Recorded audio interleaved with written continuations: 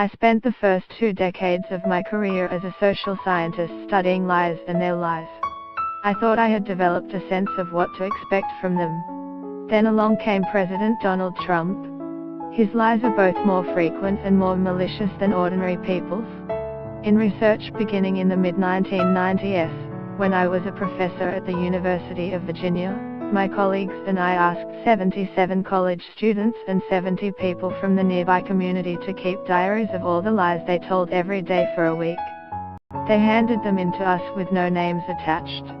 We calculated participants' rates of lying and categorized each lie as either self-serving, told to advantage the liar or protect the liar from embarrassment, blame or other undesired outcomes, or kind, told to advantage, flatter or protect someone else. President Trump thanked the military on Wednesday for doing such a great job with respect to ISIS, but told DFS Secretary Jim Mattis, "Of course I have made it possible with what I have allowed them to do." Police are working to establish why a student opened fire on 2 of his classmates at Aztec High School in New Mexico, killing them before he himself died.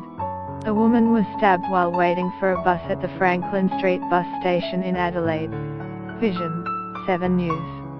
Footage has been released of 2 officers using force to arrest a 21-year-old man in Ed's Insidious southwest suburbs.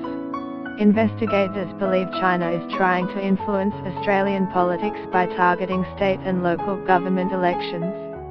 Vision, 7 News. A rocket has been fired at Israel from the Gaza Strip, as tensions boil over following Donald Trump's decision to recognize Jerusalem as the capital of Israel. Vision, 7 News. Retail Food Group has been expanding for years, buying one retail food chain after another across Australia. A teenager arrested in Victoria over his grandmother's murder in Sydney is accused of stabbing her to death in a frenzied attack using several knives. Vision, 7 News, Melbourne.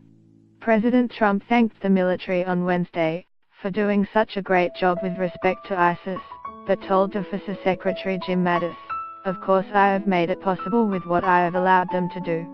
At the Washington Post, the fact-checker feature has been tracking every false and misleading claim and flip-flop made by Trump this year. The inclusion of misleading statements and flip-flops is consistent with the definition of lying my colleagues and I gave to our participants. A lie occurs anytime you intentionally try to mislead someone. In the case of Trump's claims, though, it is possible to ascertain only whether they were false or misleading, and not what the president's intentions were.